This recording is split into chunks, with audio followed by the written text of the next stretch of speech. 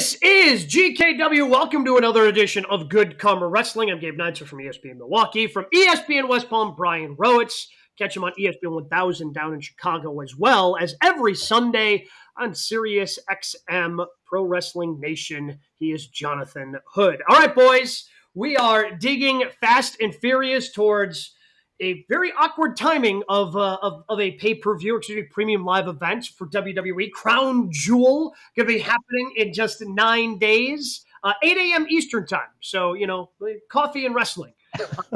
We have the Crown Jewel Championship is going to be for grabs. Cody Rhodes, Seth Rollins took up a lot of our time on Monday Night Raw. Not just the backstage vignette that they put together. They also got a promo segment on Monday Night Raw. So the question becomes, who should go over for that Crown Jewel Championship? We're all going to forget about immediately after it happens. Who should go over, Seth Rollins or Cody Rhodes? For the Saudi Heavyweight Championship. In Australia, don't forget. In Perth, Australia. In Perth, Australia, yes. So I think that they've set the table for Seth to be able to win this. We have talked about this a lot in the history of our show about who is Seth Rollins. If I asked you, Gabe, if I asked you, Brian, who is Cody Rhodes, you could tell me. If I asked you who is Roman Reigns, you could tell me.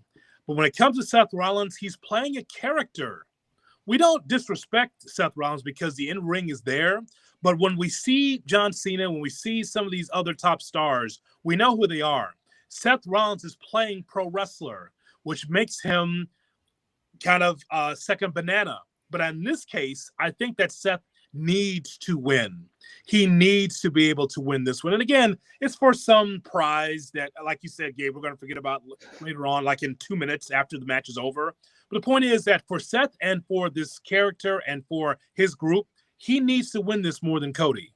Yeah, I completely agree with that, where wins and losses do not matter in the WWE, but Rollins has been vocal on screen and off screen that he's not Hogan, he's Savage. He's not Rock, he's Hunter. He's not Roman, he's Rollins. Like, another loss like this says, like, oh, yeah, you're second fiddle. You're not QB1. You're the guy that is there if we need you, but you're not the main guy. If he loses again and it goes to 0-4 against Cody, why would we ever believe anything that comes out of his mouth character-wise? Where it's like, all right, cool, you can talk this big game, but then it won't matter. We're seeing it with Drew McIntyre. Like, Drew is a main event star, but never wins, to the point where it's like, all right, cool, you're going to lose this feud. That's just how it goes. Yeah, I guess this would be cool if I actually thought that Drew could win. Right.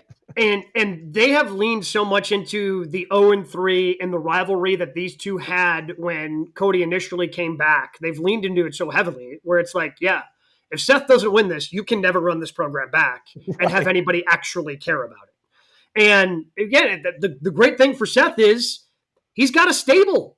He's got people that can interfere, and you can still protect Cody, I guess, if you want to protect Cody, and it doesn't have to be clean. But Seth needs to win.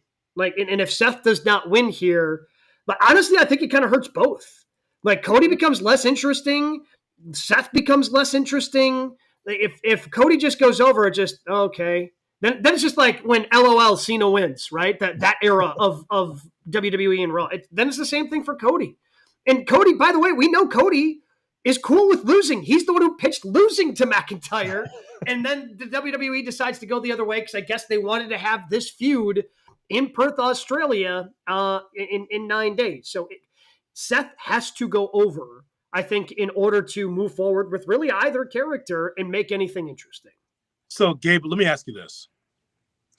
You take away the clothing from Seth, the big glasses, the tackle. Who is Seth Rollins? Without the really good. Who is he? Becky Lynch's husband? Yeah. It's a great question. If you start stripping everything away, who is Seth? I don't know. See, I could take the suit off of Cody and I know who that is. Right. Yep. I could take, the T-shirt off of Roman Reigns and just say, "Oh, there's Roman Reigns." He's not a character. This is who he is. I could do the same thing with Brock Lesnar. I think we know who Brock is. Whatever you think Brock is that guy. Like it's realism, right? Well, It's the old, like, every pro wrestler, the best version of themselves is like turned up to 11, right? That's the old saying. Yeah. Like Seth, to your point, this is the best version of Roman Reigns. Like, Roman was kind of like that in the era of when the Shield ended until the Bloodline and Tribal Chief era started, right? Like, he was kind of, he's playing professional wrestler and he's what Vince thought he should be. And he ends up just kind of lost and not somebody that was actually connecting with the fan base. And then he becomes a more closer version of himself, and he's able to connect with the fan base. Again, it's the same thing with Stone Cold, The Rock. Like, you can go through the litany of guys. And for Seth, because he's, again, bounced back and forth between being babyface, being heel, and he's bounced back and forth. Yeah, I think you have a point of, okay, who is Seth Rollins? I'm not quite sure. The answer I guess I would give to that is he is whoever the company needs him to be. That's who Seth Rollins is. Because even think storyline wise, like, it always needs that other person. Like Cody, the title is what he's chasing. The story, Dusty being out there, like, that's part of the story. Rollins hates Punk. He hates Cody. Like, that's part of the story where even after this, and they go on their separate shows, there's not a lot of direction for them. It's like, all right, I'm the champion, and like, it just, we need that next step for Rollins, and he needs a win like this where he becomes like, hey, I'm the face of the company. I'm the guy that's going to beat QB1. Like, we just need something to latch onto when it comes to him. Yeah, I mean, look, as far as in ring, we know he can go. He's a fantastic wrestler. But in this era of Unreal, where everything is wide open, I have no idea who Colby Lopez is. Right. I have no idea. Like, have you seen the documentary with him, his young child, and Becky together? Because it's wide open now with the Unreal. So I'm just thinking, well, at least for the WWE fan, they know the inner workings of all their favorite superstars, including Randy Orton, right? You know who Randy Orton is? It's Bob Orton's kid. And, he was unhinged for a time. And now he's with mental help. He's a much better person than he was 10 years ago. All that. We know, Drew McIntyre, heard about his wife and understand what he's been going through with his family, all this. Colby Lopez, all we know is the cackle and the outfit and that he can go. Other than that, and I guess my point is, that's the connection that we all make as fans to wrestlers. We don't have that connection. He'll win the match, but he always wins big matches for the most part in his career. I do wonder if, like, the blurring of the lines almost hurts him. And going back to the leg injury where he's filling in for Rich Eisen and he's hosting and he's doing media stuff where we're supposed to see the real him and he's selling that injury that isn't real. I wonder if that ultimately in the long run hurt him. Well, he's old school, right? I guess that keeps him old school. He keeps the character alive, like, again, back in the 80s, did anybody know who Terry Bollea was? No. We knew who Hulk Hogan was, Right. and Seth being the guy that can be relied upon to be whatever they need him to be. You have to be a good guy now. You got to be a bad guy. Be able to balance that back and forth. I guess he's just the old school one amongst all these other people. That's fair. Yeah, we were not aware of the racism in 85. We did not know. So, if we would have known, it's still Hogan. Yeah. As long as he dropped the leg, it was fine, Gabe. Yeah, no, he got to drop the leg, count of 1, 2, 3. That's all he had to do. But when it comes, again, I think, so to answer that question, I think that's who Seth is. He's like the old school guy amongst all these people. As all these other people are leaning into the more real stuff, he's leaned to that obviously a bit with the hatred of Punk. Mm-hmm. But I mean, I don't feel like the real hatred that he would have towards Cody Rhodes, right? Like, and again, like you're there's some pro wrestling logic here because, I mean, Seth had to completely sell out to help Cody complete his story, as Seth was a part of the main event of night 1, showed up in the Shield gear and main event of night 2 of WrestleMania. So it just, you got to suspend, a little bit of the pro wrestling suspension of disbelief here, but Seth is whoever he needs to be. And maybe that does hurt him in terms of being able to connect to the fans. I'll tell you what it does do, though. Make sure he's always going to have a job within WWE. Makes his position incredibly safe on that roster by being the guy that you can always count on to do whatever you need him to do. Yeah, and I think Monday worked. Like, Monday was a good promo. I always appreciate when... It was a little too much for me.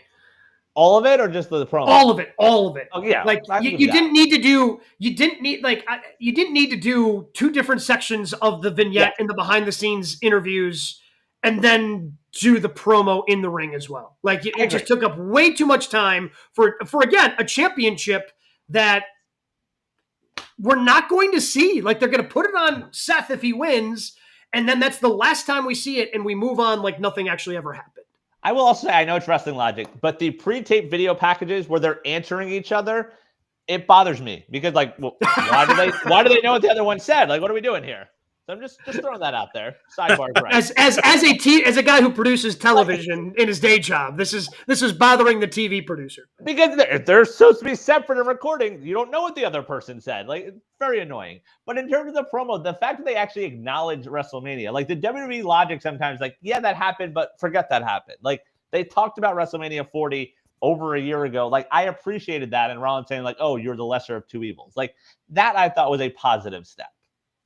The first breadcrumb that was laid is when Cody leaned into Seth and says, "What did he say? I'm 3-0 against you." Yeah. Okay, so you know what the finish is. Because you never bring it up in wrestling, right? You leave the past in the past. This is a fresh match. If you were not there when I beat you 3 times, fine. We're not going to give you that history. We'll tell you about this matchup coming up. So when he leaned in and said, "I'm 3-0 against you," oh, Seth's winning. That was it. I hope, because it's the only thing to me that makes sense. The other way is woof. We've got some other things we want to dive into this week on GKW. We call it the 3 count, other top 3 stories in the world of pro wrestling. Brian, what's number 1 this week? Last night, right here in Hollywood, Florida, anniversary show number 6 for AEW Dynamite saw the re-debut of Andrade a few weeks after his WWE release. Let's fill in the blank. Andrade is blank. Well, first, Hood, do you have an issue with Rowitz saying right here in Hollywood, Florida? That's not really right here in Hollywood, Florida. That's kind of a lie. Bang bang! It's he's looking for the key pop. Yes. It's kind of a lie. That's not true. Go ahead. It's in the same area code as me. I'm a 954 guy. Like I work in the 561. I'm a 954. Hollywood's 954. That's all it is. Thank you, MVP. Yes. South Florida guy also. He's more of a 305 though. Totally different. Okay. Back to Andrade, who did make lights go out. I'm not going to lie. When the lights went out, I thought it was going to be Jericho. When the lights went out, I just thought Andrade in the ring. I thought it was Jericho. Like, I don't know if it was the hair or whatever, but I was like, oh, Jericho's back. And then he takes the mask. I was like, that is not Chris Jericho. That is very much not Chris Jericho. I don't think you were alone. I think I saw some reactions online who thought that initially it was Chris Jericho, even when the lights came up. Andrade is... I'm trying to think of the best comparison, because realistically, he's a guy, but every time he shows up in a different promotion, everyone thinks he's more than a guy. You know, like he's that big flash free agent signing that you make, and you're like, oh yeah, this is the one. And then it's like, oh, he's actually, yeah, he's good. He goes in the ring, he's fine. But I don't know. At this point, we kind of know who Andrade is, and the match that he is eventually going to have with Kenny Omega will be fun. Mm-hmm. But I don't know what Andrade is or is going to be in AEW. I thought we kind of got the taste of what he was his first time around, which is a good role player. But he's going to be in this main event feud with Kenny, and then he's going to go back to the mid-card right after the feud. Andrade is desperate. It's sad, actually. I was going to say sad, but it is kind of sad in a lot of ways that AEW, you go there, and all 3 of us admire Andrade's work. You know, when the bell rings, he's going to be out there for 20 minutes. Mm-hmm. He's warming up through the first 15, and then he turns it on. So he goes from AEW to WWE in the same spot in the middle of the card, right? And now back to AEW. Andrade could be able to clean up in the indies if he wanted to. Clearly, there must be it must be closed in Mexico because he's not working for AAA. He's not in CMLL. I just think it's kind of sad that all these different outlets, and his option is to go back to AEW, and for AEW to open the door again. Yeah, you can come back. Same role though, same money. That's weird. Like, he's better than this. And so he'll wrestle one time every 2 weeks, maybe at that, and then he'll be forgotten about. Yeah, he's going to be, sort of the face of Collision, like one of those guys where we talked about it last week because he announced a House of Glory appearance coming up in November where, yes, he can clean up on the indies. I thought the exit from AEW didn't go well. I remember all the reports where he refused to lose, and he was just sitting in the back, not being used, and now he's back.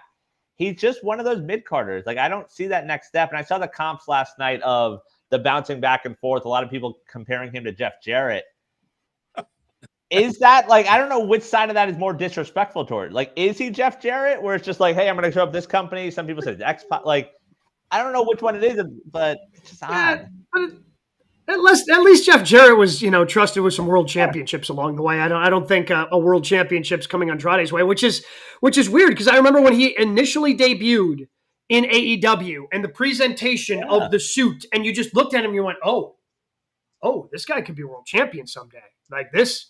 And just the way it's gone, it's completely fallen off. Like, honestly, like his ceiling to me is being a tag team champion with Rush. Like him and Rush reunite and they become tag team champions. Like that seems to be the ceiling because I don't see him competing for, maybe he competes for, but I don't see him winning a TNT championship or a unified championship or the heavyweight championship. I just don't see any of those singles championships coming his way. So that means trios or tag team. And that means kind of going back to some of the guys he was with before. Like, my favorite Gabe is, Brian? Gabe the Booker. That's my because you make 100% sense. You 100%. If it didn't work for you at singles and you're in the same spot, you know what you do? You find a partner and you work on. You tell Tony, Collision, Dynamite, ROH, CMLL, put me in a tag team with Rush. Who's going to beat us? Yeah. I mean, seriously, because them against FTR, them against the Hurt Syndicate, I know that AEW, the last thing they need is another tag team. But the point is, though, those two guys together would be brilliant. And also puts a fresh coat of paint on Andrade. I think that works for him. Yeah, and at least then, like, you're in a company where tag teams will be on TV. Like, our tag team champions at AEW are on television because the reports were him and Rey Fenix were going to win the WWE tag team titles. That doesn't mean TV time. I think I saw this week the Raw tag titles haven't been defended in about 2 months since Judgment Day won it. Whereas in AEW, Brodito, they're right there. They're featured. They're in big spots right now as the tag champs. I think that it's just missing something as a single star. I don't know what it is with him. He's got the look. He looked bigger last night. Like his back was showing off, but like something's missing to take that next step that I don't think is going to just show up randomly. Yeah, and that's why I think they have to go back to the tag team route. Again, the match that him and Kenny is going to, sign me up. If they're doing it Wrestle Dream, wherever they're doing it, we know that's going to be good. It's going to deliver. But outside of that match, I don't know if Rush is ever, because we talk about this all the time with different characters. Over in WWE for a while, it was Lyra Valkyria. For a while, it was Raquel, right? Like, okay, give me reason to care about why you're going to be going into this match. And right now, the only reason we care is that he's back. But after he has his match with Omega, what's the reason I'm going to care about Andrade? Have to give me and even being part of the Don Callis family, that probably hurts him more than it helps him. Like, there are 47 guys in that faction right now. Like, he's going to be forgotten. He's going to, in a month, going to be Lance Archer just standing back there like, oh, yeah, he's out there. Like, that I don't think is going to be good for his future. Ladies and gentlemen, what the hell are they doing with the Don Callis family? What there has to be, to be adding this many this rapidly, because it wasn't just him. They added the clone of Hologram last night as well. It seems like they're picking up one or two guys each and every week. There's got to be an ultimate plan, right? Ladies and gentlemen, Trent. Right. That's right. He's part of the Don Callis family. Yes, Trent Beretta.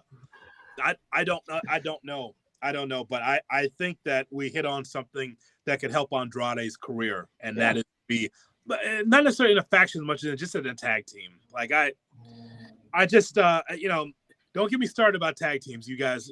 I think that when we're not so busy, we should have a watch along of some of the best tag team matches. Then I can explain to both of you in our audience why there should be a tag team renaissance. When tag team wrestling is great, it's unbelievable. If you have the Swirl or some just these ancillary tag teams, that doesn't matter as much. But when tag team wrestling's right, it could be the main event of a card. If you got heat, FTR and Copeland and Christian was main event caliber because of the heat. Now Copeland's trying to get back to WWE. Maybe, I don't know. But still, I mean, that's the kind of thing I'm talking about. When it's good, it could be as good as any singles main event.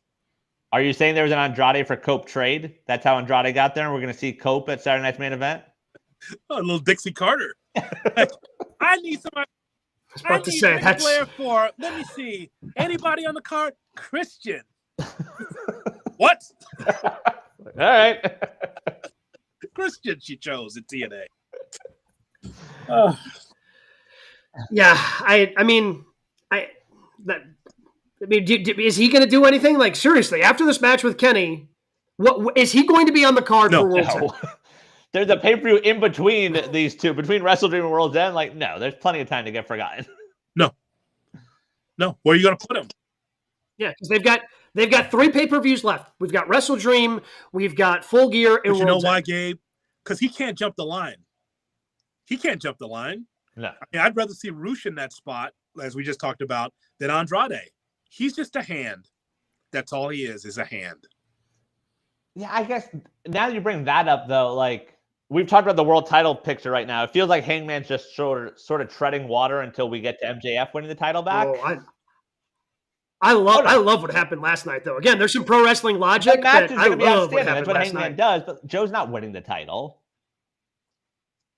No, but like it's the perfect thing because, and I feel like I've sung the praises of Samoa Joe. Like when it comes to being 100%. a professional wrestler, you know, like I feel like I talk about this sometimes in terms of with friends of mine in baseball. Like some guys are just professional hitters, right? Like they just go up there, they know what they're doing. They're not the best hitters out there, but they're just professional hitters, and that's what Samoa Joe is. He is a professional wrestler. Whatever you need Joe to do, he is going to deliver in spades. Like. Again, the fact that we're having a world championship match because of the perceived disrespect of being handed your championship and you weren't ready for it and it just fell to the floor. Okay, yeah, there's some pro wrestling logic that happened there. But for then Joe to ratchet it up to the, hey, you've reminded me of what I'm supposed to be. Like this is who I am. You're going to be introduced to me. And Samoa Joe in microphone time, he just probably doesn't get enough, especially when he is the way he was last night in the interview he did with Renee behind the scenes. Like in the way, again, coming up with a new way to say, hey, I'm better than you. There hasn't been a day in your existence where you've been a greater man than I'm. That is a line. That is a fantastic line that only Samoa Joe can deliver. So yes, I know Samoa Joe's not winning, but I am going to be entertained every step of the way from the build up to this because Joe is not going to let me down because I don't know the last time Joe let anybody. But my point being, like, in that replaceable role of like, all right, someone needs to face Hangman. Could it be an Andrade to main event one of these pay-per-views after Wrestle Dream? Are you trying to close their business? Well, I'm just saying, like, from like if you're trying to elevate him, say like, hey, you get a world title shot. Again, no one's beating Hangman until MJF does. Okay. All right. I'm not saying it. I don't know. I'm just saying it's an option. No, it's not an option. No, okay. No. I mean, it's an option in that he's on the roster, I guess. Him, but like, hey, look at this prize free agent, or in a like, hey, Hunter, you didn't know how to use them. We're gonna put him in the main event. I mean, okay, RJ City also is an option, but they're not using RJ City. I'm waiting for that debut. That'll be good. And I love the idea. Okay, you know the match is going to be great. Samoa Joe against Hangman Page. But you could have done this story with a heel. Why does it have to be babyface versus babyface? Why do I have to choose? Yeah. I love Samoa Joe. I love Hangman Page. Can you do the story with a heel? Where are your heels at? Not if look, if you wanted to do in terms of getting to the story, I honestly don't think you could have done this with anybody else. Like to go from 0 to 60, like you could not have done this with anyone else of this perceived slight disrespect to getting a world championship match. I don't know if anybody else could sell it the way Samoa Joe does. We need to cut that roster then. Too many. Look, that's a different conversation, and I probably agree with you. But again, in terms of the very flimsy storyline to get us something that's going to be ultimately cool, nobody else could pull that out. But to go. So you're good on old the roster. Samoa They Joe. had Hook wrestling on Ring of Honor last night before the show. Wow. Yep. Oh, was it Sinatra music playing the whole time? Not the whole time. It was a quick 2-minute match, and then he won. No good then. But, yeah, and then I mean the crowd last night, they were South Florida. South Florida sucks. No one's good sports fans down here. We got what chance during Tony Storm. We got you can't wrestle at Kyle Fletcher. Like, I would not be surprised if they decided, like, you know what, we don't need to come to South Florida. Jacksonville, Orlando is fine. See, here's the problem, Gabe. You see this, Brian? Here's a new rule. I feel like Bill Maher. New rule. I feel new rule. I feel like if you're not familiar with the product, you can't go. Why in the F are you doing what chance in 2025? Because clearly they don't understand the Tony Storm story. Yeah. Why'd you do that? Because you haven't been to a wrestling event before? You haven't been in 20 years, so you want to utilize your what chant? If you don't know the product, you're not allowed in the building. How about that? I'm fine with that. I will say my children learned some new words to come home with from the wrestling fans. Yeah. I mean, he probably learned some new words from Samoa Joe and Hangman the promos, Page. The crowd. It's AEW, not PG. So whatever. You got to support me on this, Gabe. If you're not familiar with the product and you're doing WWE chants in a different arena, you can't do that. That sucks. That was bad for Tony Storm. She deserved better. Like you do, again, anytime a crowd starts doing what chants, you're going to business for yourself. And that's not the time to do it. Like Tony Storm has been a pillar in this company, carrying it on her back, has been one of the most interesting things in all of professional wrestling over the last 2 years. And you're doing what chants during a promo? In the crowd, the AEW fans over there were yelling at some of the fans. Like close to me, I heard what, and then a lot of like, shut the hell up. Like, what are you guys doing? So it was that dynamic, but obviously it made its way to TV and pretty disappointing. Bad market. You never even run Hollywood, Florida before. I'm not sure on your 6th anniversary you should be there. Good crowd, by the way. I mean, look great on TV. I'm like, so it's your anniversary. Let's go someplace we've never been before. Why would you do that? Yeah, that was different. Especially when you're running Daly's Place next week. Why couldn't you just flip him? Like you're still like go to Daly's Place and then go to Hollywood, Florida. Like Daly's Place is, I mean, I always joke that the unofficial home of AEW is Chicago because they run that place more than anything. But like the actual unofficial home is Daly's Place because that's where they were during the pandemic. Like that's where they go is Jacksonville. That's kind of like the unofficial home base at this point for AEW. So I don't know why you wouldn't go there before you go to Hollywood, Florida. Like it just didn't. I don't know if there was more on TV, sense. But like outside of the video package, you didn't even really know like, oh, this is a celebration. Like Tony came out before and after, said, oh, it's 6 years, but it was just a regular Dynamite outside of that video package, which did include CM Punk and Cody. So shout out to them for that. I did notice that. Yeah, I did notice that they worked those guys in there. Yeah, I mean, and it was an extra long show. I was disappointed with I thought we were actually going to get something from Jurassic Express last night other than just a run-in. So that was a little disappointing because we still want to hear from them. Like, why are you reuniting? What are we doing here? Like, I want to get the full entrance for the crowd going crazy instead of just what we ultimately got. Like, that's been a little disappointing. They're back together? Oh, I don't remember that. I guess because you're supposed to just forget what happened at the pay-per-view and just move on. Because God forbid you connect stories. I mean, they did. So obviously being there, did like the Kenny and Jungle Boy, that was just, did they explain that at all on TV? Okay. Yeah. I mean, I guess a little bit. They had the stare down and, again, like Jungle Boy's part of the reason that Kenny was out, so that's why he had the awkward stare I will down. say the one thing in terms of crowd reaction, the hologram clone with no introduction until 30 minutes later, silence in the crowd. See? Even when he came out, like people were like, maybe but then he just unmasked me in the mask. Again, when he unmasked, you're like, wait a second, what? It's kind of like when Butcher and Blade debuted in Chicago. And everyone's like, wait, who are these guys? Yes. That's what happened. You don't What's explain going your on? stories. That's what it looks like. That was a good callback to AEW's first episode with the Dark Order one. Remember that debut at the end? When they came out, I was like, who are these guys? Like, so that was our callback. Hologram out for some time, by the way. It looks like into next year. Yeah, that sucks. So it's too bad because now he's gonna wait for his first loss, maybe in February next year instead of against Kyle Fletcher. Right, and now you have a clone of Hologram that's gonna have to run an angle without Hologram, and hopefully still be relevant when Hologram comes back. Hooray.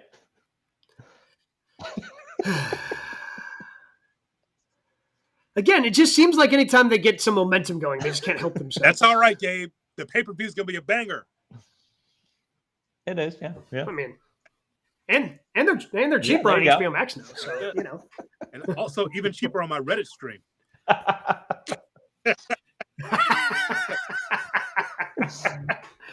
But I guess so. 6 years again. Where do you think we are with AEW? 6 years in. Oh, I think it's been great for AEW.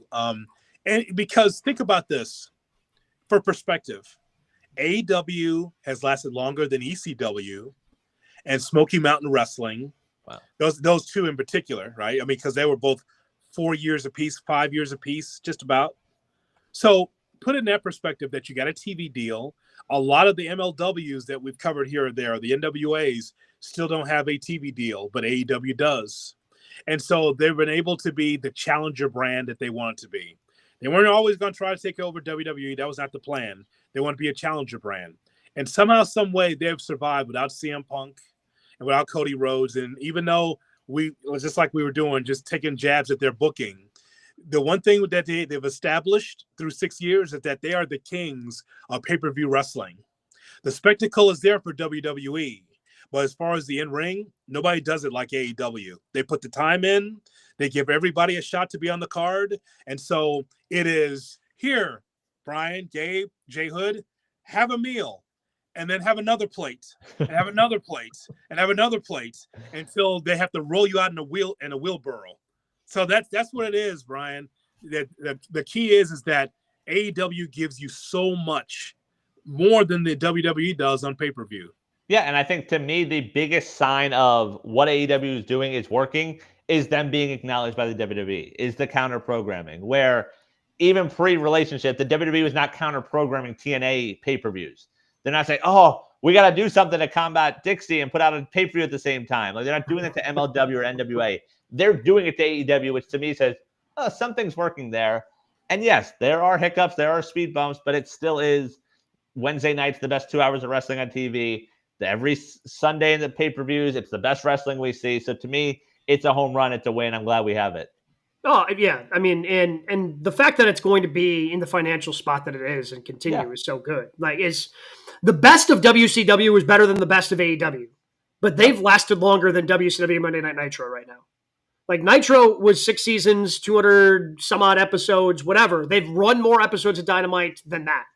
They've made it to 6 seasons now of Dynamite. So, you know, the longevity is going to ultimately be, I think, the most impressive thing about AEW. And we all know this. We say this every time we hit an anniversary for AEW. Like, just having that legitimate competition for WWE makes everything around it better. Do we have, I mean, even for TNA and NXT right now, they're doing an invasion angle there. Does that happen without AEW? The answer for me is no, because WWE is not buying TNA. They're not buying and partnering with AAA down in Mexico. They're not trying to form all these bonds. And a lot of that's because of what AEW was doing first and partnering up with TNA before WWE ever did, partnering up for pay-per-views every year with New Japan Pro Wrestling, partnering up with CMLL down in Mexico. And it's leading to creative things that we would have never seen in WWE without it. So long live AEW. I hope it continues for as long as it possibly can. Yep. What do we have? Number 2 this week. Speaking of AEW, we had a chance earlier this week in advance of the 6th anniversary show to catch up with the pride of professional wrestling, Anthony Bowens, and this is our conversation with him.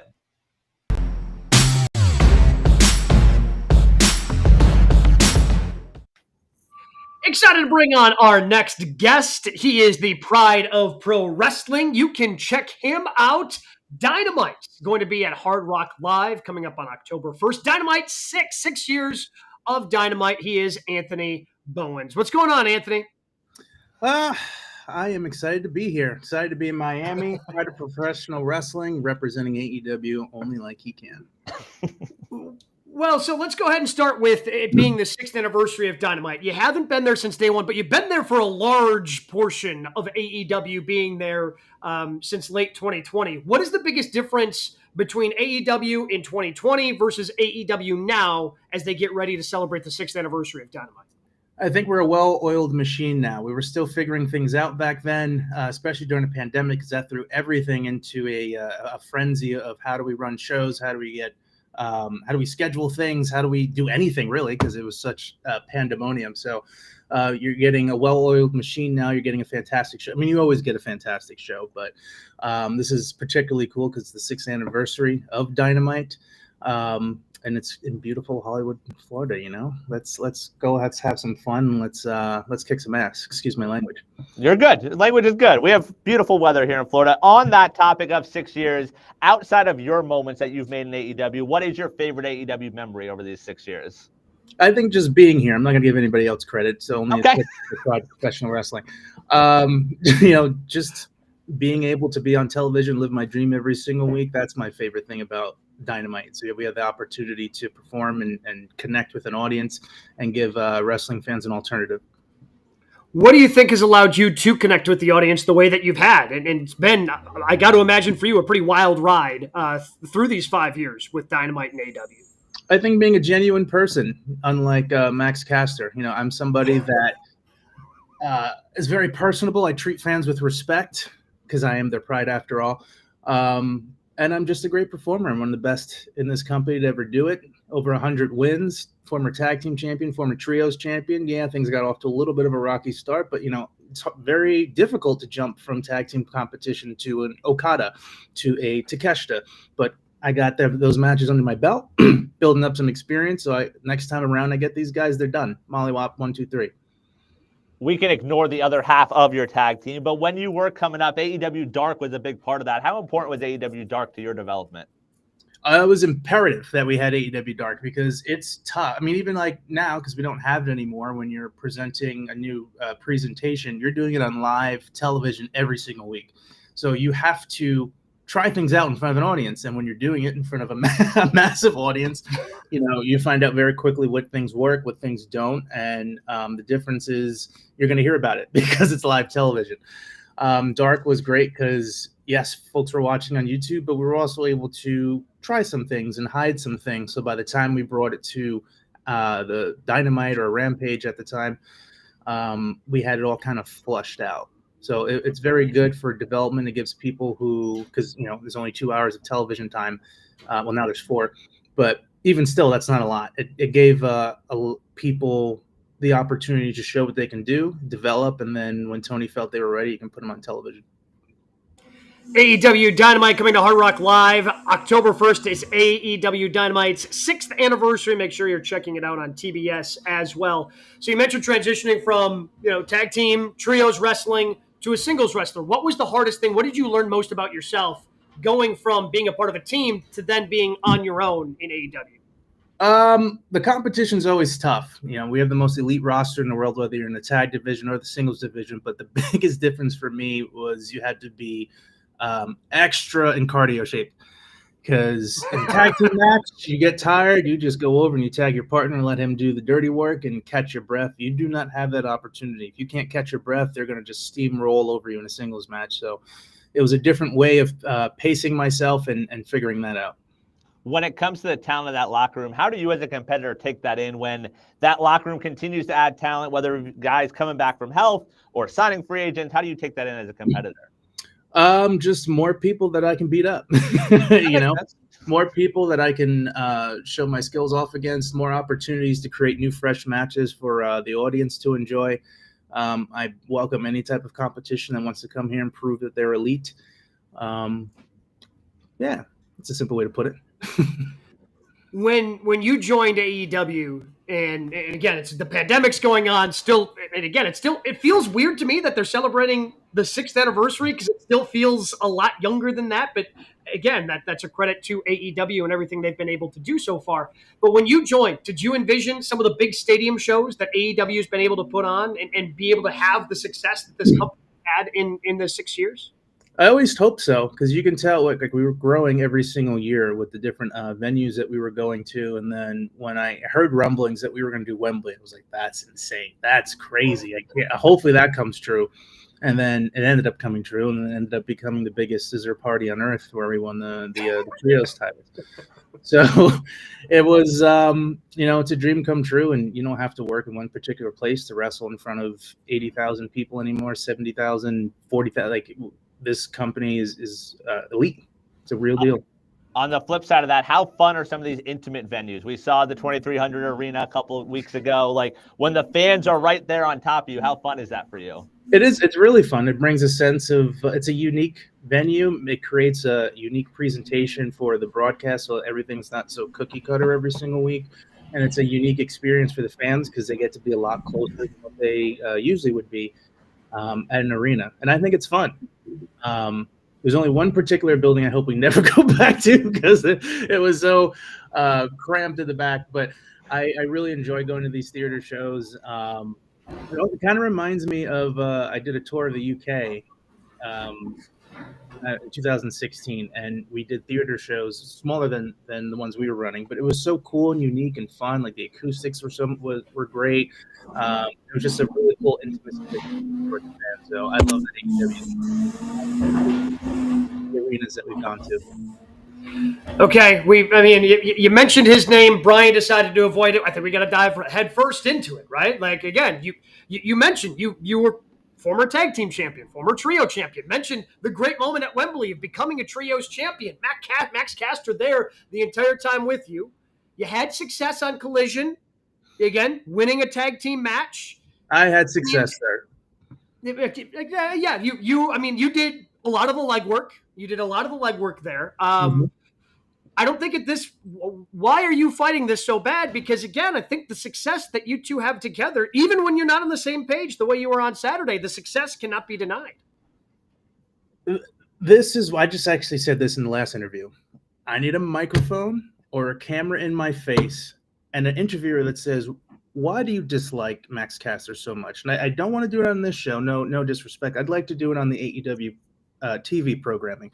But in plain terms, people don't understand what I went through backstage with Max Caster. This is not like, I can't be any more genuine. Like, there were times where I thought I was not going to have a job anymore. And that is terrifying as somebody who has always dreamed, like I said earlier, of being on television, being on Dynamite, wrestling every week. And then to come to work and then potentially have that ripped away for something that you didn't even do. That's a petrifying thought. And that's just kind of what I led with every week going to work, tagging with this guy, because, and again, I'm not going to get into it. There was just occurrence after occurrence after occurrence after occurrence where I was cleaning up this guy's mess. So I don't want to welcome that back into my life from a personal perspective. And then from a career perspective, he's dead set on becoming the best wrestler alive. I'm the pride of professional wrestling. We have singles goals.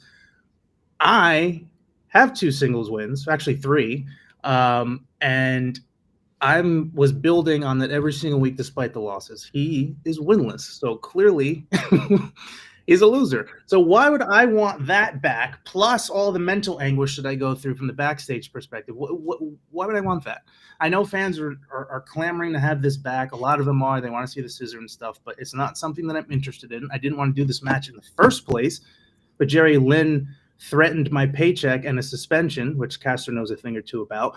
And I got bills to pay, my dude, so I'm going to do the match. But I don't look forward to doing that again. Hopefully that was a one and done thing, and I can go back to doing what I was doing and, figuring things out by myself.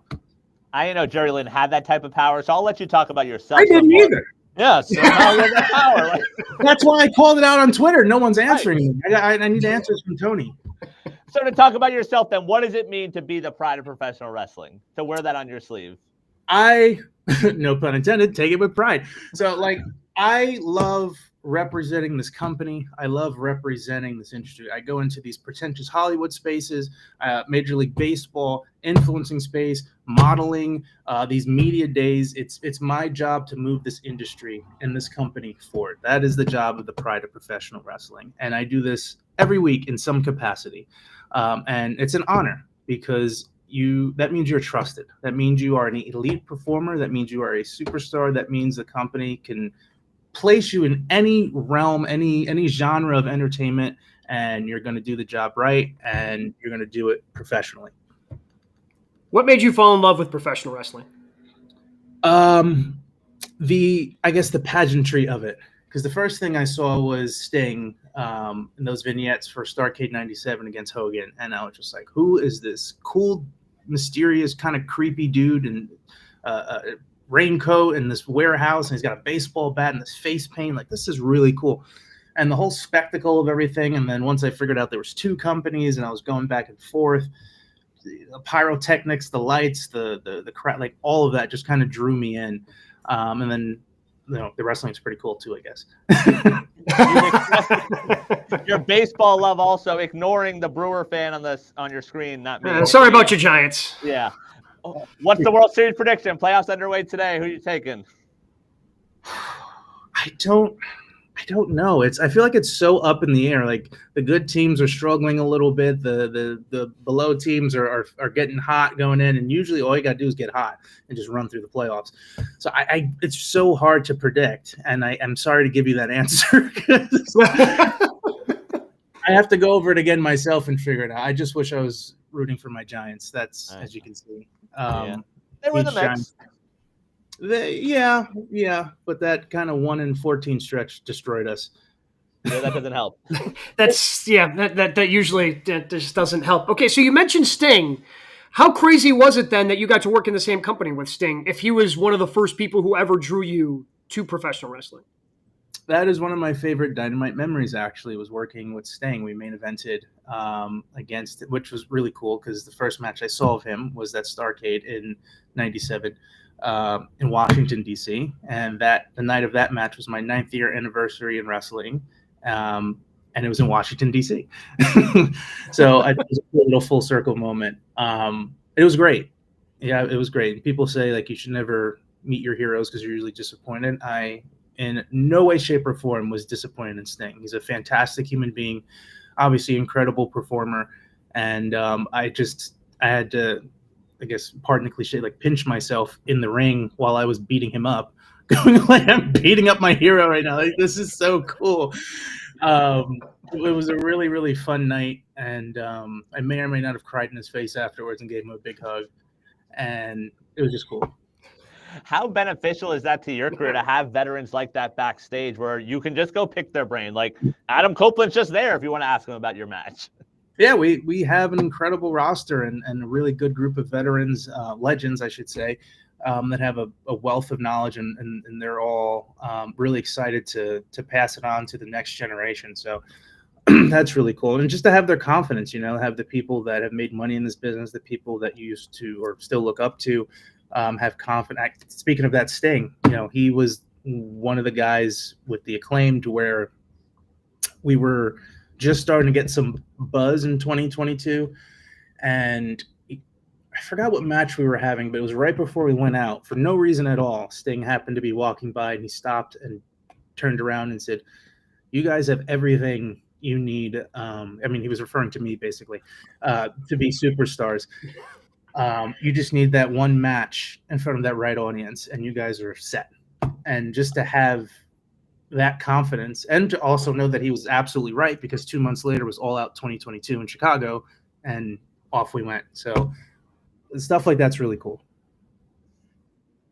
So you've had some, as you mentioned, got to wrestle Sting. You've had some really good singles matches.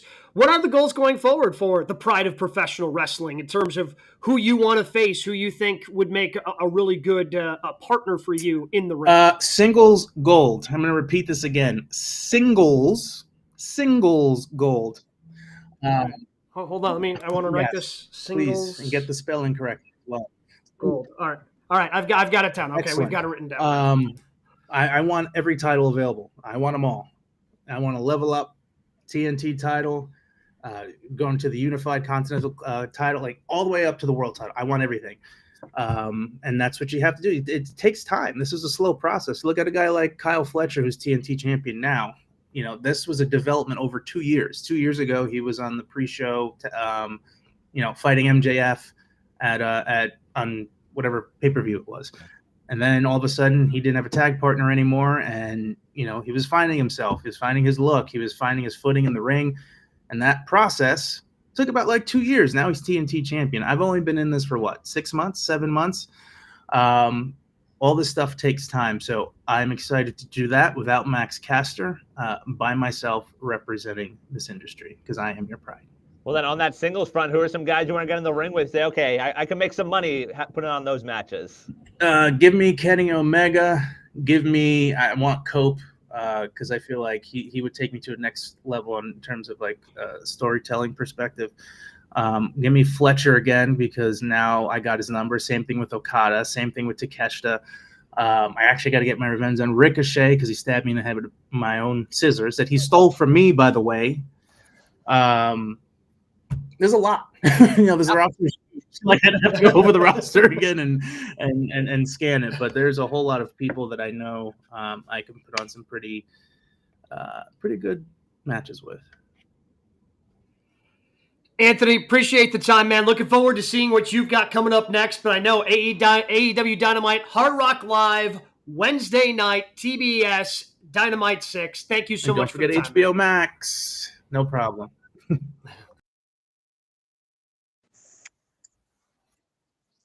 Anthony Bowens joining us again. That was before the show last night. Still got some good conversation out of him as his storyline continues with Max Caster. But what do we got number 3 this week? Hold on a second. Go ahead, Jonathan. Mr. Hood. We need to review this very briefly, this interview. And I know that you're just a driver, just trying to move on. Well, no. We need to address. This man told you two that on his wish list, Ricochet, Takeshita, Okada, Fletcher, Copeland, Omega. That's 0 for 6. He's not really guys. That's one thing.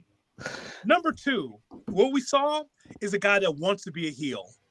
Yes. And he can never reach his partner's heeldom. You see, Max Caster, as we have discovered on the show, is an asshole. Mm-hmm. That's who he is. I think let me just tell you, it's one of the very few interviews that we've had here on the show where the guy's weaving in and out of character the entire time. I'm exposing it right now. He says, Gabe, Brian, like, yeah, Max Caster, I didn't know if I had a job next week or not because of his antics backstage. That's a shoot, I bet. Yeah. I bet you that's a shoot. Because, Max Caster is an asshole. I don't think there's any question about that. He's been a heel the entire time. The scissoring, when they were tag team champions, he is a bad guy, Max Caster. Anthony Bowens tried to come across as a heel, correcting you, Gabe, talking about promoting HBO Max. You sure you want to say Max in your interview? So I'm just saying that was a very unusual interview of someone who wants to be a heel. But I don't think that he'll get over as a heel because he's such a nice guy. Yeah, it feels like that's the route they're going where they almost flip. But then, the next step, like after the feud ends again, it felt like it ended before. How does it work when Max goes off as a face and Bowens goes off as a heel? Like that will be the next step. Well, I mean, if they separate again, because I would say it has not gone, the singles run has not gone that well for either. I just want to put a pin in that interview. Didn't want to just move on because we saw a guy that was searching right there. He doesn't know where he's going. I know he was on his wish list, but that's a guy there that's in kind of like in the middle. When you say like, he's in search mode for his own career. I agree. So, please go ahead. What are we number 3 this week? Shout out to Chandram the Man on Twitter. I don't know who that is, but it came across my timeline. He threw out this question: what is a better WWE class? Is it OVW 2002, which included John Cena, Randy Orton, Batista, Brock Lesnar, Shelton Benjamin, and Victoria? Or is it NXT 2012, which included Rollins, Roman, Ambrose, Paige, Bray Wyatt, and Rusev? Better class, OVW 02 or NXT 12? God bless you for identifying Victoria. I wasn't sure who that was. They're just okay. A couple world championships there. A couple more world championships to add to that 2002 OVW class. Look, if you're into more depth, then it's 2012. But if we're talking about this like a draft class, if we were talking about any other sport, like you've got some of the greatest of all time coming out of 2002. Like John Cena, who's currently being promoted as the greatest of all time, the one who broke the record for most championships in WWE history, is a part of that. And like he alone has more world championships, I think, than everybody combined in that 2012 class. Maybe it's close. Because what Bray won 2. Yep. So Seth is 6, Roman is 6, Dean won it once, 2 for Wyatt and 1 for Big E. Dean Mox. Yeah, right. Yeah, well, I guess what are we doing? Yeah, if Mox is, I don't know what we do with Mox outside of WWE as part of this debate. That's kind of some of the issue. We play for a different team, but it's still the guy. So just like Dean Mox. Okay, all right. So Dean/Mox. But like Cena's got 17, Randy's got 14, Brock Lesnar has, I don't know how many because he just seemingly held him hostage for a long period of time. Batista's got 6. Like it's the OVW 2002 class, and I don't know if it's particularly close just based solely on world championships for me when I take a look at this. Again, there's a lot more depth. So you got some really good players there from Luke Harper and Rusev. You got some good hands and some guys who have had some longevity in that 2012 class, certainly. But we're talking about the 6. Seriously, all 6 are Hall of Famers. I don't know if all 12, the ones that – in fact, I know not all 12 are Hall of Famers because for whatever reason they decided to put Emma on that list of class of 2012. So I have 5 versus 4 in Hall of Famers. So OVW with Bautista, Cena, Orton, Lesnar, Shelton Benjamin. He's going. He'll be in. He'll be in. Yeah. Shelton? So Victoria's a 2-time world champ. Like she's a 2-time women's champ. She should. I guess in WWE, I guess so. Did she actually get it already? No, sure that. A long time. So on the other side, Dean Mox. Well, Dean Mox, because those championship matters too. Yep. Bray Wyatt, Hall of Famer, because of what. Yep. Okay, he didn't need to be world champion. I think we've discussed this already. Yep. It's just Vince in his booking. Mm-hmm. He didn't need to be champion. As a character, it's one of the greatest characters that we've seen in WWE the last 25 years.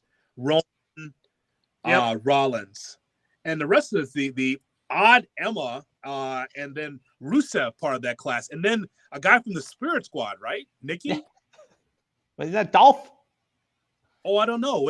Is that Nikki? I think so. I think that's Dolph or Nemeth or whatever you want to call him now. Oh, he'll be in the Hall of Fame too. How about? Wait, Nick Rogers? Why would they just put the graphic says that. What? So you're saying that's Dolph? Okay. I'm pretty sure. With the WWE, one championship and then TNA, Hall of Very Good. Yeah, well, that's the thing. You mentioned Bray going in. Obviously, the Shield all going in. That's 4. Big E gets in with New Day? No. Well, yeah. I was going to say no because I thought about his singles run. Cut short. Yes, but still world champ, New Day. That's 5. And do you make an argument for Paige if she eventually ends up back in WWE? As a what? Hall of Famer. Hall of Famer what? WWE. As a wrestler? Yes. Her impact early on was a big deal. What? Nick, by the way, Nick Rogers, that is very not much like Dolph. That is not Dolph Ziggler. That is not Nick Nemeth. That is somebody who did not last very long. Yeah, I understand what he looks like. Audience is him. There he is. But I just quick. Was he? But, yes. to be clear, was he in the Spirit Squad? I don't know who that man is. Okay. His real name is Austin Spencer, Canadian professional wrestler. He made 2 appearances on NXT TV, losing both times. In November of 2012, he was released from his contract. Darko WWE, just a draft pick, and between all the legends, I got it. All right, I can see that. I have no idea. I have no idea what he's doing in that picture on this list. Because I would argue he never even graduated. Was Corey Graves a part of that? Can we put him on there? Like he was, maybe he was Florida Championship Wrestling. Oh, okay. So then, Before, no. So to answer your question, Paige is not a Hall of Famer. her first run, and then if there is a second one where we see her return in the next few months, I'd make a case for her. There's a different reason why she should be in the Hall of Fame for me, but that's just me. I'm just saying, it's debatable. No, she's not a Hall of Famer. Stop putting people in the Hall of Fame just because you know them. That's what the WWE does. Yeah, I mean, if you do, in fairness, if you know them, they're probably in the WWE or will be in the WWE. Paige Hall is of not Fame. not a Hall of Famer, for God's sakes. With the second run, you got to wait for the second run. But then you guys were worrying about Shelton. Wait a minute, that's an NCAA. No, I no. Look, I did not push back on Shelton. I think thought they're that pretty Shelton, comparable. Him and Paige. Oh my! Not from a wrestling, from a what they accomplished in the WWE. Shelton was a mid-card guy. Paige was the face of the division. That's not Shelton's fault that he was in catering. I completely agree, but that doesn't mean you put him in the Hall of Fame. Well, the the AEW run, elevating him, pushing him up. Okay. That's what's happening right now. They've rolled back the odometer on his years. He's like 50. They've rolled it back to a good solid 44 now. He's quality. You can tell me he's 28 and I'd believe you at this point. Yeah, 100%. 100%. Yes. Same thing with Bobby Lashley. I have no idea how old that man is. He has looked the same from the second I have seen him on my television until now. The man has looked the same. He has not aged a day. 28. Yes. Oh my God. Fine, 32, but not a day older. That's funny. So OVW wins that. Yeah. And nothing against the other guy. I mean, it's a good young class, but I mean, it's you could just close the door after John Cena right there. Yeah. Guy. And a guy that they were going to cut in the first year. And I think also to speak to the issues of the WWE and their age issues, we don't have this class anytime after 2012. Like, you don't have a collection of people who are like, oh, remember that class? That's really developed nicely. Still waiting for that. It's a separate topic, but it just shows you NXT under Shawn Michaels has struggled. It's not even close to the black and gold brand as far as churning out stars. It's not the same. Yep. So, what do we got in news and notes this week, Speaking Brian? of NXT, it was announced that Tuesday, going head-to-head with AEW Title Tuesday, will be NXT versus TNA Showdown. 2 Survivor Series matches between the two brands. The Hardys versus Dark State for the NXT and TNA tag titles. And Ethan Page defends the NXT North American title against Mustafa Ali, who never received that opportunity. Shout out to him. That promo was really good this week, where he said, hey, I earned an opportunity, and then I was told my talents were no longer needed. So 2 years later, he comes back and finally gets that opportunity.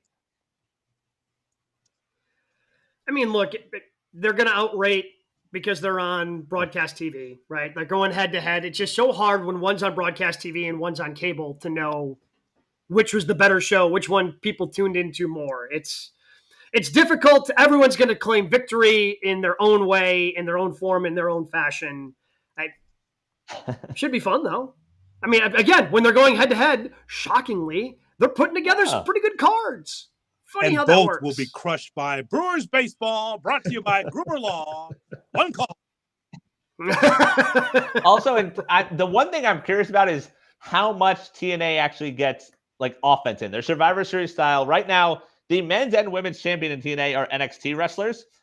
So, like, do they just get swept in both these? I feel like that's all TNA does. Like, hey, you can have all our belts. Hey, you can pin us. But, hey, we're on your television show, so we're happy.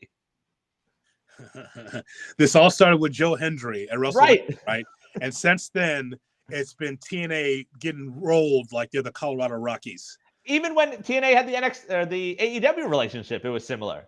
Like, sure, here's our world titles. Like, no, like, I don't get it.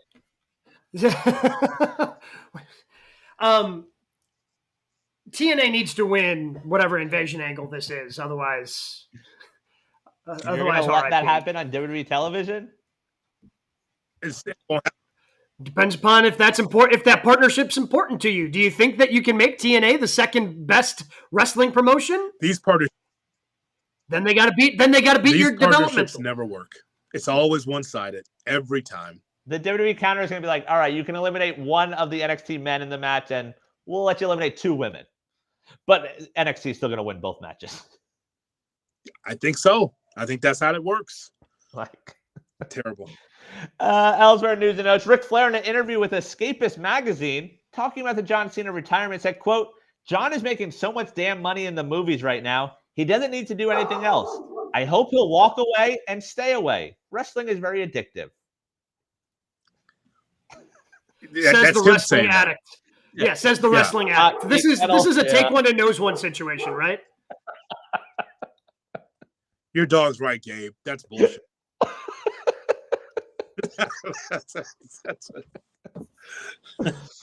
Flair's wrestling on the Saudi Mania, right? If he can get booked, yep, he'll be out there. There's no question. Nobody can clear him. He literally died in his last match. It's overseas. It's different. He didn't die over there. He died in America. It's totally different. Sir, get up, please. It's time for the finish, sir. Sir. Oh God. Thank you very much, Andrade, for waking up your former father-in-law. Thank you. Yeah, he's got that going for him. I forgot to mention it. And finally, news and notes, and AEW was announced this week. Blood and Guts is returning. On the women's side, we did find out November 12th, Greensboro, North Carolina. We'll see that match take place. Why do they do this on Dynamite? Because, like, Blood and Guts, the way that you're constantly filling in, like, and I know sometimes they do the side-by-side. Like, why don't they actually just make this its own pay-per-view? That's the thing I've never understood about Blood and Guts on AEW is that it's always an episode of Dynamite. Like, why can't they just make it its own pay-per-view? That's a great question, Gabe. And the reason why it's dumb is because there's commercial interruption. Yeah. So you can enjoy it, so it's not smart. And then we also usually get with it the Battle Royal, like the 2-ring one. I forget what they call it. Casino, yeah, one of those. It'll be a good house though, because Greensboro, so it'll draw. I think you're right though. For a side Saturday pay-per-view, you call it Blood and Guts. That's gonna get even new eyeballs to the tables. Like, what is this? And they order it, right? So, whatever. Also seems strategic. What was the date of Blood and Guts? November 12th. So a couple weeks before WWE has their own. So I don't know if they're just like, hey, maybe if we do ours a couple weeks before, people aren't going to have the appetite to then go ahead and watch a War Games match for WWE and Survivor Series. I will take Sky Blue in that match over John Cena, though, from an entertainment standpoint. Just saying. I would too. Now you're dealing with wrestling. I would do that. What did you boys have as your matches of the week? What do you have, pal? Yeah, I was gonna starting last night, Orange versus Fletcher. I was about to say you can audible, but yeah, you got a lot of choices that you can make. I thought Fletcher again, and because maybe Orange has been gone for a little bit, the way he blends his character, his style into an actual match with somebody like Kyle Fletcher is always just very, very enjoyable. Very enjoyable. Here's one: NXT No Mercy, cage match: Blake Monroe versus Jordan Grace. Yeah, that delivered. I was very into that match. There's some. It's a longer conversation, but just the psychology of it. Sure. The cutting of the hair. It was just kind of weird. Like in the middle of the match, she's cutting her hair. You saw that, right? It was. Yeah. Was that and just there? Okay, I thought that was strange. I don't know about you, but that Nia Jax Jade Cargill. That really did it for you? Main event of SmackDown? I'm surprised that Brian did not lead with that. That's the kind of car crash he enjoys.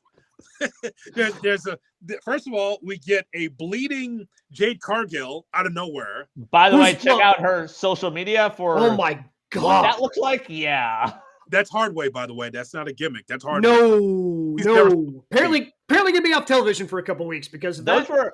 I think it was just the steps. I don't know if you know. Those are steel and those are heavy. And yeah, they got her. What a disaster that was. Yeah. See what happens when you don't do house shows and practice this shit? Yeah. It looks like sloppy. You want to do that off camera? That's fine. But they got no practice time and they're calling spots and it looks like that. Not good. Yeah, that was rough. Yeah. I will say though, from SmackDown, Sammy versus Javon Evans. Oh yes. Again, the U.S. Open Challenge is always going to the U.S. Open Challenge has never not delivered. Right. Like it is, again, to revisit this the way they have, I think has been fantastic. I would throw out the one WWE match I had on my list was Rusev versus Dirty Dom. Like, again, just at the end, Dirty Dom, his name's Dirty Dom. He's going to do something underhanded to win the match. So he goes low, able to roll up Rusev. Like, they continue to build him. It's fantastic. I really enjoyed that match from Raw. I thought that the Javon Evans match on No Mercy, that was the beginning of the card, right? Yeah, it was the opening match. I forget who that guy was. Josh Briggs? Yeah. There we go. Very good match. I think, but that was, and Obafemi, Ricky Saints. I mean, of course, with GKW, we crown champions. Yep. And by the way, we do the interview, Gabe, right? Mm-hmm. Brian and I are not even thinking like Ricky's going to win the championship, but he's just all cool. I'm just like, wait a minute now. We didn't even think that, hey, he can actually win this thing. Like, and he wins. I go, he was so cool, like he was going to lose. Young developmental talent getting over in NXT. That was unnecessary. I'm just saying, that's how they do it. That's just an unnecessary shot. He was a fine guest on the program. It was great. So was Oba, and maybe we'll see Oba on the main roster soon. Looks like it. I enjoyed the main final match. Oba versus Cena. No, that doesn't do it for you. No. Big spot. Again, like you could talk me into it, and then it actually having. But again, like none of it actually has meaning after he got squashed by Brock. That's fair. Like Oba saving Oba to go over Brock, that would be more worth it at this point than if you want to build Obafemi. Like that's more worth it than going over Cena at this point because that's the way WWE decided to do it by having Brock squash John Cena. I enjoyed the main event last night. Complete chaos. Yeah. In the tornado mixed tag. And Marina not wearing shoes worked into the match. It was a fun angle. That's the most expressive that she's ever been in AEW. She actually felt pain. Well, she didn't have shoes on, and there were thumbtacks in the ring. Well, what if that's one way to do it. What if she no-sold? Oh, yeah. Man. What if she no-sold that? Just like, nah, it's fine. If she no-sold it, she's next in line after Stat and Tony go head to head. If she no-solds the thumbtacks on the feet, guess what? She's next in line. That's just how it goes. Sorry, guys. So much heat, that company. So much heat. Oh, it was a busy week of professional wrestling. If you happen to miss our interview with Anthony Bowens or any of the interviews, we were just talking about the one with Ricky Saints. Go back, take a look, youtube.com/@GoodKarmaWrestling. Brian also has some content from last night's show he was at in Hollywood, Florida. So make sure you check out all that content. youtube.com/@GoodKarmaWrestling. Comment and subscribe. Ken, a lot of things to dive into. So many things to talk about, and we do it again next week right here on GKW.